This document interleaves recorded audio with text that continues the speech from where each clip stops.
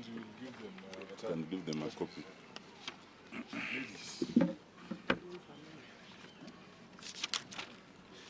No, later. Yes, just in case.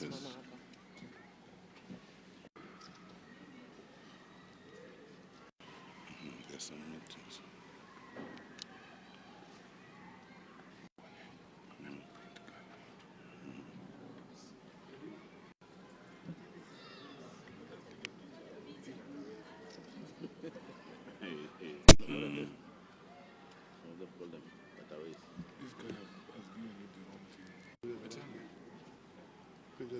Yeah, because it's not made the corrections. So you just print, just give me the phone. That's all right. That's what you're saying. I'm not there too. Yeah, I do get on the other. This is what you're saying. Do you can use it? Is it okay? 2 in 1, so you can do the first one. You got the second. You're ready? Just 1 minute, please. Send it to my WhatsApp. This is you see, I think you have 2. You send 2 in 1. Sorry. Corrected. Okay. I think so. Okay. No one is responding. Okay. This is a statement by the Azimio Bipartisan Dialogue team, comprising myself as chair, co-chair Otiende Amolo, Senator Ledama Olekina, Senator Edwin Sifuna, Senator Enoch Wambua, Honorable Millie Odhiambo, Honorable David Kosing, Honorable Amina Mnyazi. We, the team put together to spearhead dialogue on behalf of the Azimio la Umoja One Kenya coalition, have had various meetings, including this morning, to prepare for the onset of the talks.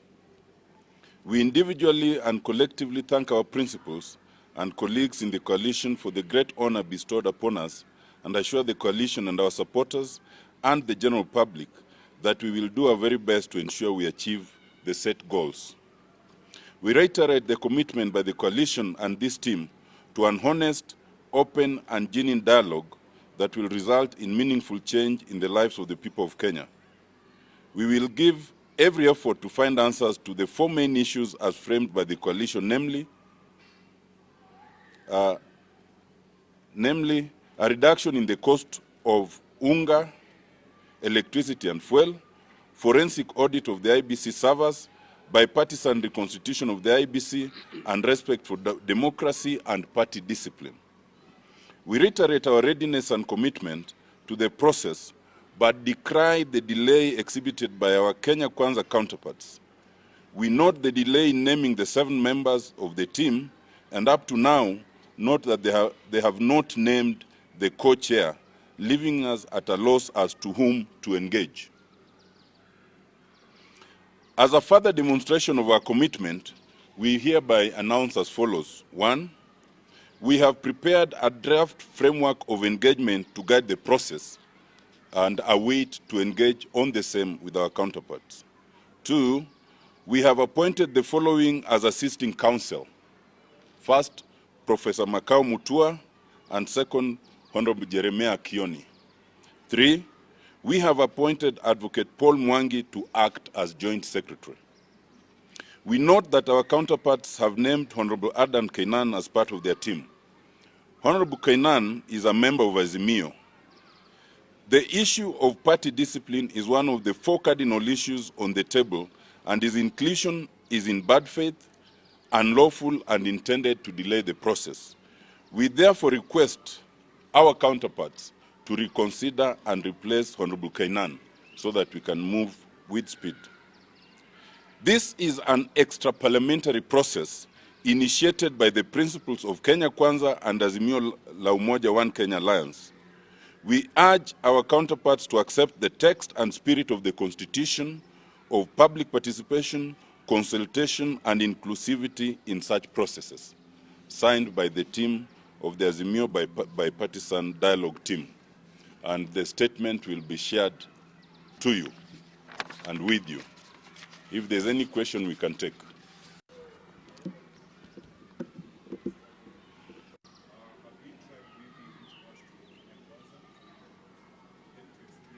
Just explained in the statement that we do not know who to engage.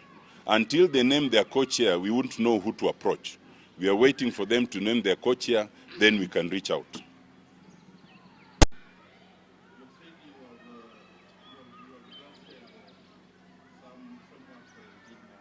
Share it with you. In such talks, whenever you have such talks, there are talks about talks. That draft framework of engagement, we have prepared it so that when we meet the other team, they will also be expected to have prepared their draft. Then we find a way of merging it. So it's not a public document. It's a document for engagement when they're ready.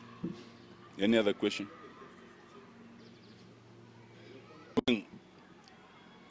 Whenever you have a dialogue, you must be careful what is said in the context of the dialogue and what is said outside.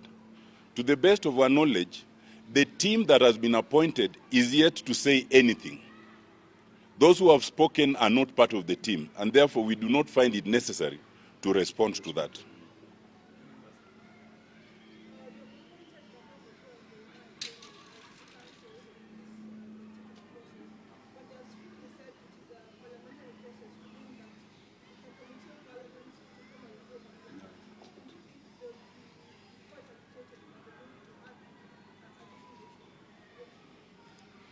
If you look at our statement, the ultimate paragraph, we have indicated that this is an extra-parliamentary process.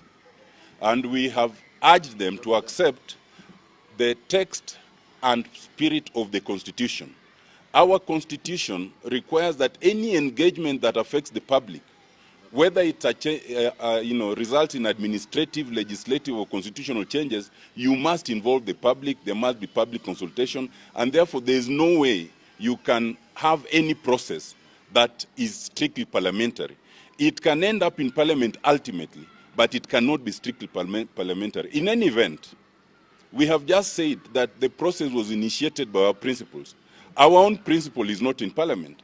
So to say it's a strictly parliamentary process is defeatist, because it would suggest that it was initiated inside of Parliament, and yet it wasn't. Yes.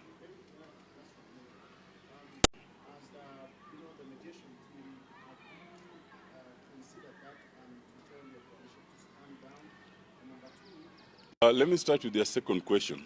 As is clear from our statement, the cost of living, especially reduction in unga, fuel, and others, is our priority number one. We expect to raise it as the very first issue in our talks. We have never said that the talks will not start until. We have said it should be lowered immediately. We expect that when we start the engagement, that will be topic number one. Your first question was in terms of our engagement. Any political party must explain to its membership what it's doing. We had called for mass protest and it was going on. That was stood down.